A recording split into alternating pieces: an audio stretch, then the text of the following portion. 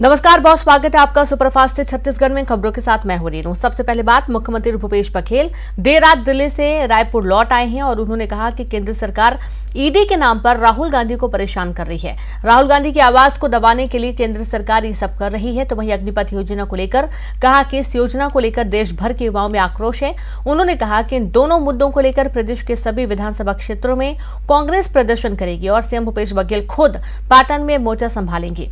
महाराष्ट्र में सरकार को अस्थिर करने का उन्होंने केंद्र सरकार पर आरोप लगाया। उन्होंने आरोप लगाया कि छत्तीसगढ़ में फोन टैपिंग हो रही है और कांग्रेस नेताओं के फोन टैप किए जा रहे हैं। अनुसुईया को राष्ट्रपति पद का उम्मीदवार नहीं बनाने पर भी उन्होंने केंद्र सरकार पर निशाना साधा।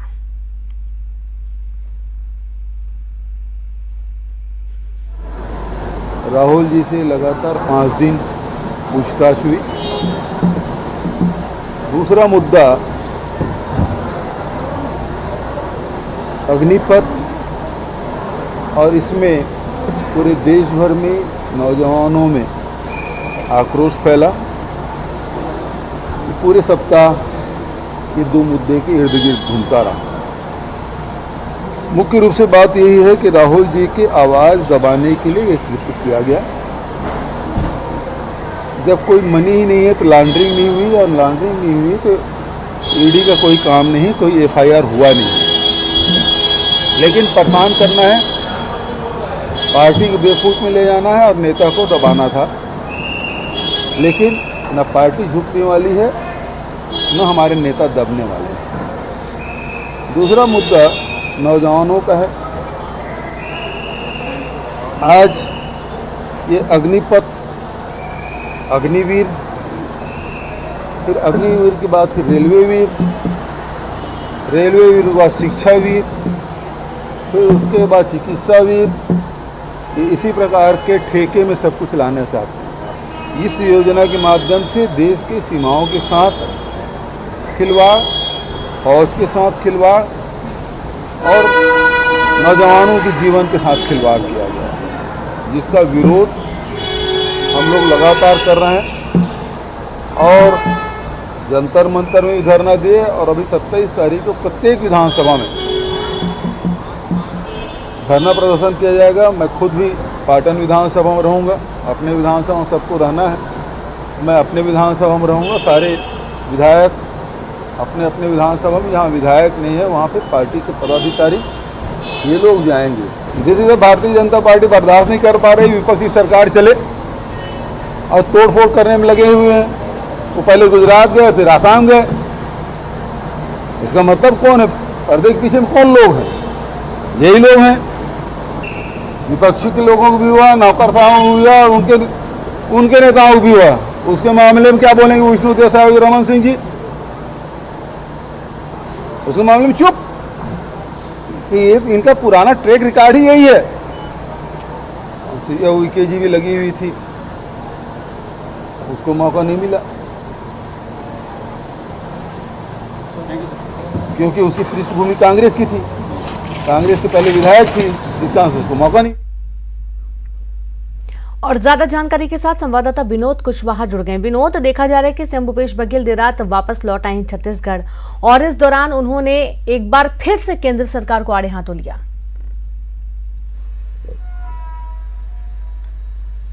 निश्चित तौर पर रीनू, सीएम भूपेश बघेल जो है देर रात दिल्ली से लौट आए हैं और अब रणनीति बन रही है प्रदेश स्तर पर इस मामले को उठाने की, इसे मुद्दा बनाने की। क्योंकि 5 दिनों तक राहुल गांधी से ईडी के द्वारा पूछताछ की गई और वहां पर दिल्ली में पूरे जो विधानसभा के विधायक हैं वो वहां पर मौजूद रहे, मंत्री मौजूद रहे, पूरी सरकार ही यूं कहें कि दिल्ली में मौजूद रही और केंद्र पर दबाव बनाने की जो है वो कोशिश की गई। अब चूंकि लौटे हैं तो कांग्रेस एक नई रणनीति पर काम करने जा रही है और इसे मुद्दा बनाया जाएगा।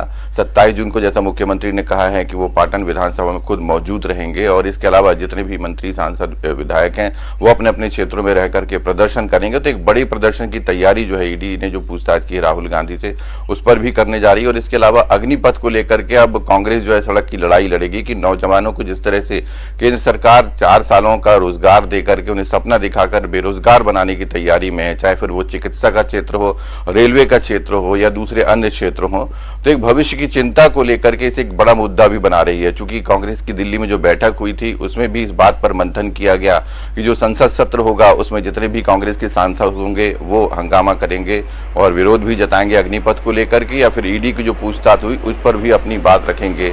तो कहीं ना कहीं कांग्रेस जो है वह आक्रामक मूड में है और मुद्दों को लेकर के अब वो प्रदेश स्तर पर प्रदर्शन करेगी, धरना करेगी।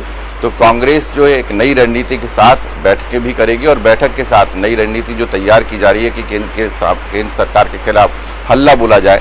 लगातार जिस तरह की कार्यवाही कर रही है केंद्र, उस पर कहीं ना कहीं कांग्रेस का विरोध है और उसी पर आक्रोशित होकर के कांग्रेस अब सड़क की लड़ाई जो है वो लड़ने जा रही है। रीनू जी बिल्कुल, बहुत शुक्रिया आपका विनोद जानकारी के लिए। तो अब कांग्रेस सड़क की लड़ाई लड़ेगी और एक बार फिर से विरोध प्रदर्शन किया जाएगा, सभी को एकत्रित किया जाएगा और बड़े पैमाने पर छत्तीसगढ़ में इसका विरोध होगा।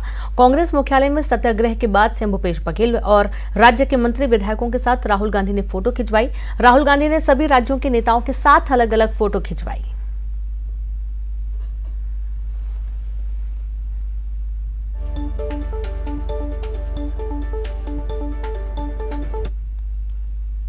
सीएम भूपेश के फोन टैपिंग वाले बयान पर छत्तीसगढ़ में सियासत गर्मा गई है। पूर्व मंत्री बृजमोहन अग्रवाल और नेता प्रतिपक्ष ने सीएम के बयान पर पलटवार किया।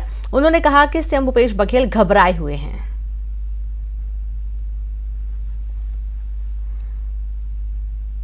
यहाँ पर भ्रष्टाचार हो रहा है, यहाँ की जनता परेशान है, यहाँ के मजदूर परेशान है, यहाँ के किसान परेशान हैं।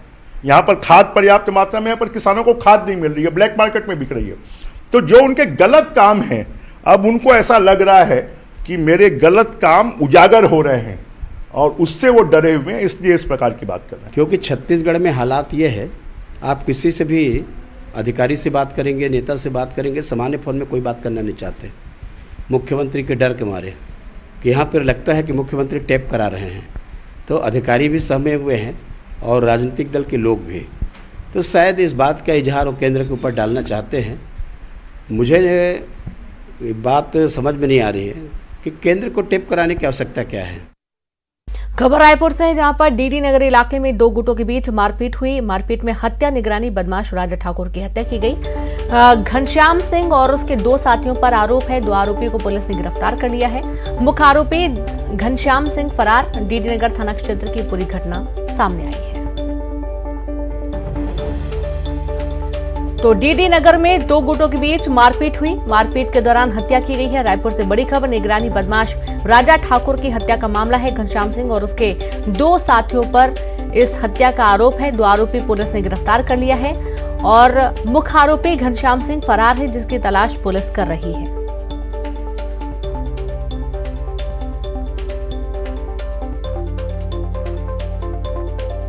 तो खबर रायपुर से है, डीडी नगर में दो गुटों के बीच मारपीट का मामला सामने आया। निगरानी बदमाश राजा ठाकुर की हत्या की गई है और घनश्याम सिंह और उसके दो साथियों पर हत्या का आरोप है। दो जो आरोपी हैं उनको पुलिस ने गिरफ्तार कर लिया है, लेकिन एक जो मुख्य आरोपी है घनश्याम, वो फरार बताया जा रहा है, जिसकी तलाश में पुलिस जुटी हुई है। बड़ी खबर रायपुर से।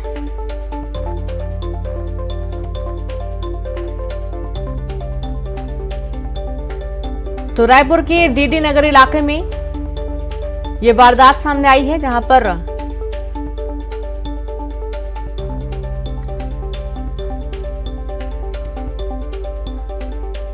हत्या की गई है और मुख्य आरोपी फरार है। ज्यादा जानकारी के साथ संवाददाता युगल जुड़ गए। युगल, हत्या का मामला सामने आ रहा है और देखा यह जा रहा है कि दो गुटों के बीच में मारपीट हुई और हत्या कर दी गई। एक जो मेन आरोपी है वो फरार है। पुलिस उसको गिरफ्तार करने के लिए क्या कुछ रणनीति बना रही है? किरण, देखिए, इस तरह से लगातार जो अपराध की घटनाएं हैं वो घटित हो रही है। चाकूबाजी के बाद अब जो है हत्या की घटनाएं हैं वो सामने आ रही है। हालांकि जिस बदमाश की पीट कर हत्या की है राजा ठाकुर, वो आदतन अपराधी था। तो ये बड़ी बात यही है कि कुछ लोगों ने उसकी पीट कर हत्या कर दी और इस पूरे मामले में डीडी नगर पुलिस ने दो जो है संदिग्धों को हिरासत में लिया है। लेकिन यही बताया जा रहा है कि जो मुख्य आरोपी है वो अभी फरार है। हत्या की वजह पुरानी रंजिश बताई जा रही है और पूरे मसले पर पुलिस है वो जांच कर रही है। पुलिस का कहना है कि आरोपियों को जल्द गिरफ्तार है वो कर लिया जाएगा। गिरफ्तारी तो जरूर होगी रेणु, लेकिन इस तरह से जब हत्या की वारदात होगी और एक दूसरे के जान लेने लोग आमादा होंगे तो कानून व्यवस्था की जहां ये बिगड़ती स्थिति के लिए आखिर जिम्मेदार कौन होगा? पुलिस पूरे मामले पर जांच कर रही है। जी शुक्रिया आपका जानकारी के लिए युगल। तो पुलिस पूरे मामले की जांच कर रही है। आप देखिए चाकूबाजी की जो वारदातें वो तो बढ़ी रही हैं, लेकिन अब बहुत आम होता जा रहा है कि दो गुटों में छोटा विवाद हो और विवाद बढ़ते बढ़ते आपसी रंजिश में तब्दील हो जाता है और उसके बाद हत्या जैसी वारदातें सामने आती हैं। खबर रायपुर से है। देर रात बारातियों का हंगामा देखने को मिला है। डीजे जब्त करने गई पुलिस से बारातियों की झड़प हो गई। पुलिस की गाड़ी के सामने बैठे बाराती ध्वनि प्रदूषण को लेकर पुलिस ने कार्रवाई की थी। तो डीजे जब्त करने पुलिस पहुंची थी और इस बीच बारातियों से जमकर विवाद हो गया, झड़प हो गई। देर रात तक बारातियों का हंगामा देखने को मिला। पुलिस ने काफी समझाने की कोशिश की। यहां पर पुलिस से विवाद भी हुआ था। ध्वनि प्रदूषण को रोकने के चलते पुलिस ने कार्रवाई की है।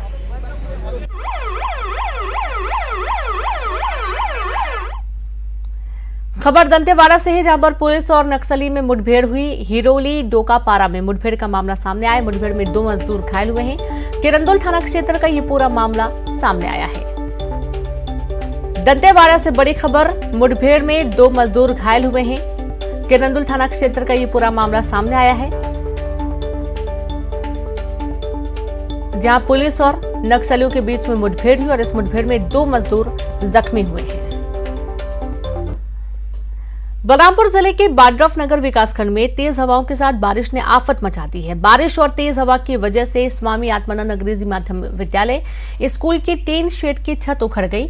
कई जगह पर पेड़ जड़ से उखड़ गए तो कई जगह पेड़ की टहनियां टूटकर गिर गईं। गनीमत यह रही कि इस दौरान स्कूल की छुट्टी कर दी गई थी। बच्चे वहां मौजूद नहीं थे। बरसात की पहली बारिश थी। पहली बारिश और आंधी से स्कूल में हुए नुकसान को लेकर बीजेपी ने सरकार के काम पर सवाल उठाए हैं।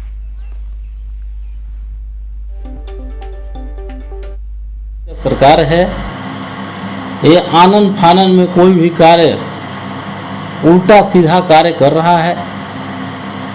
इंग्लिश मीडियम का स्कूल है, इससे अच्छा हमारा जो भवन पहले था वाड्रफ नगर का खपड़ेल भवन था, इतना अच्छा था। आज से नहीं, वो 70 के दशक 70 से पहले का विद्यालय था जो आज भी उसमें क्लास लगता था, अच्छा था। उसको उखाड़ पखाड़ के आनंद फानन में सीट डाले। आज तक संत गैरा गुरु विश्वविद्यालय सरगुजा के कुलपति के बाद कुलपति के पद पर प्रोफेसर रोहिणी प्रसाद ने पदभार ग्रहण कर लिया है।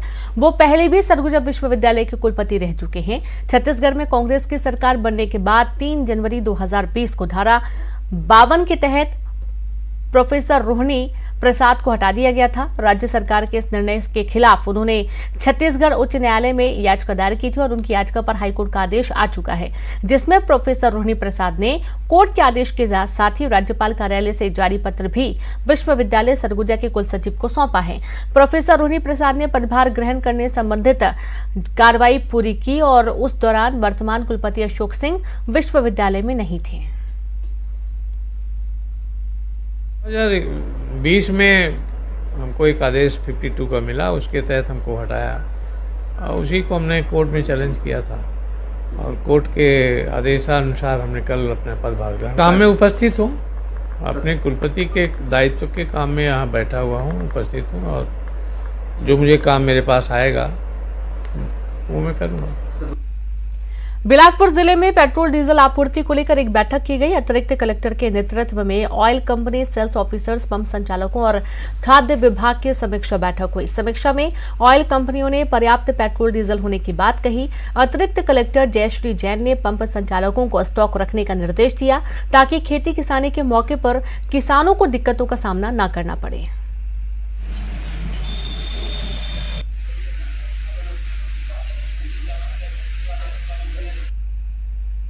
मीटिंग बुलाई गई थी क्योंकि कहीं कहीं पर ऐसे न्यूज़ आ रहा था पंप ड्राई आउट्स का, तो कलेक्टर जो है वो जानना चाहते थे कि कहाँ पर ऐसा कहाँ पर ऐसे मतलब किस पंपों में ड्राई आउट्स हो रहे हैं। डीलर से भी पूछा गया किसको इशू है, कैसा इशू है। बीपीसीएल में ऐसा कोई ड्राई आउट्स हो नहीं रहा है, कोई ड्राई आउट्स की प्रॉब्लम है नहीं। छत्तीसगढ़ में पेट्रोल डीजल पर्याप्त है, किसी को पैनिक होने का जरूरत नहीं है। जहाँ जहाँ पर लोग डिमांड कर रहे हैं पेट्रोल डीजल जो डीलर्स, उनको पर्याप्त टाइम में सप्लाई किया जा रहा है। ये मानसून को देखते हुए और किसानों में भी इस सीजन में डीजल की मांग बढ़ जाती है और ग्रामीण क्षेत्र में विशेष रूप से जो पेट्रोल पंप है रतनपुर, बेलगाना, कोटा, मल्हार, सीपत जो दूरस्थ है, कहीं पेट्रोल या डीजल का हमेशा स्टॉक उपलब्ध रहे, कहीं ड्राई की स्थिति न आए कि कोई। सरगुजा पुलिस ने अंतर्राष्ट्रीय ठग गिरोह के 2 युवकों को बिहार के नालंदा जिले से गिरफ्तार कर लिया। आरोपी युवकों के पास से पुलिस ने 15 मोबाइल, लैपटॉप, बैंक पासबुक और 2,52,000 कैश बरामद किया है। पुलिस के अनुसार आरोपी युवकों ने लगभग 14 लाख रुपए की ठगी की है। दरअसल अंबिकापुर ब्रह्मा रोड निवासी प्रणय शेखर घोष को 26 अप्रैल को एक अज्ञात मोबाइल नंबर से फोन आया, जिसमें लेंस कार्ट शोरूम खोलने का झांसा देकर आरोपी युवकों ने 13,81,000 रुपए ठगी की। गत मास 26 तारीख को हमारे पास प्रणय शेखर की एक शिकायत आई थी, जिनका लेंस कार्ट फ्रेंचाइजी के नाम से 13 लाख रुपए ठगी की गई थी। पिछले 1 महीने में हमने एक संयुक्त टीम बनाई थी। Inspector Kaleem Khan, inspector Rupesh Narang, inspector Vijay के अंडर में 11 लोगों की टीम जो इसके डिटेक्शन में लगी थी, उसको सफलता प्राप्त हुई है। इसमें 2 लोगों को हमने गिरफ्तार किया है, आयुष राज और अमरजीत कुमार, जिनको नालंदा बिहार से गिरफ्तार किया गया है।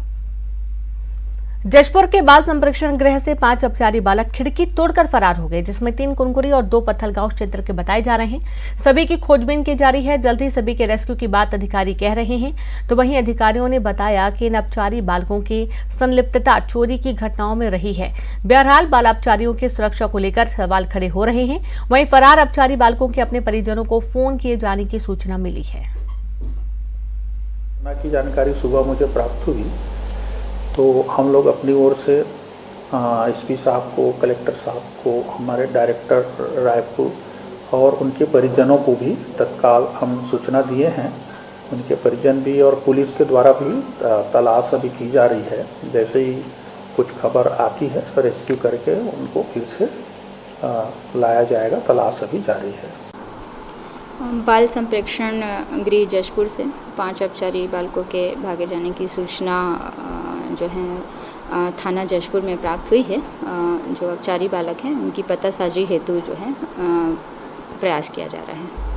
खबर राजनांदगांव के एनसीसी के वार्षिक प्रशिक्षण शिविर का आयोजन किया गया, जिसमें छत्तीसगढ़ के सभी जिले के कैडेट प्रशिक्षण ले रहे हैं, जो एनसीसी के cadet B and C certificate में बैठते हैं। उनके लिए कैंप जरूरी होता है और इस शिविर में लगभग 500 लड़के और लड़कियां भाग ले रही हैं। इस प्रशिक्षण में सीनियर डिवीजन और सीनियर विंग और जूनियर डिवीजन और जूनियर विंग दोनों कैडेट शामिल हैं, जो मिलिट्री डिसिप्लिन और मिलिट्री से संबंधित प्रशिक्षण लेंगे। बलरामपुर जिले में महिला से दुष्कर्म के बाद हत्या के दोषी को कोर्ट ने उम्र कैद की सजा सुनाई है। दोषी प्रदीप भुइया ने 7 अक्टूबर 2019 को महिला के साथ रेप किया था और उसके बाद उसी की साड़ी से गला घोंटकर उसकी हत्या कर दी थी। मामला रामचंद्रपुर थाना क्षेत्र के कलिकापुर गांव का है। राजनांदगांव के स्कूलों में सफाई करने वाले कर्मचारियों ने कलेक्ट्रेट के सामने प्रदर्शन किया और सरकार से नियमितीकरण की मांग की और इस दौरान बड़ी संख्या में महिला और पुरुष सफाई कर्मचारी मौजूद रहे। सफाई कर्मचारियों ने प्रदेश सरकार पर वादा खिलाफी का आरोप लगाते हुए शोषण करने का आरोप लगाया। सफाई कर्मचारियों का कहना है कि वो 2 घंटे के लिए स्कूल जाते हैं, जिसके चलते बहुत कम वेतन मिलता है। उन्होंने 8 घंटे की नौकरी और नियमितीकरण की मांग की है।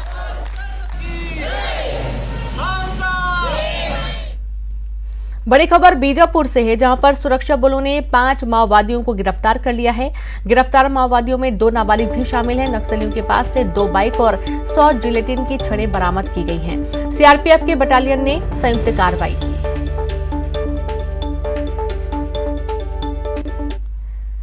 खबर दुर्ग से, जहां पर दक्षिण अफ्रीका का युवक गिरफ्तार किया गया है। छेड़खानी के आरोप में विदेशी युवक गिरफ्तार हुआ है। दुर्ग के मालवा होटल में रुका था आरोपी अपने दोस्त के साथ मिलकर महिला से छेड़खानी की थी। दोनों आरोपियों को पुलिस ने गिरफ्तार कर लिया। महिला की शिकायत पर पुलिस ने कार्रवाई की। मोहन नगर पुलिस ने कार्रवाई की है।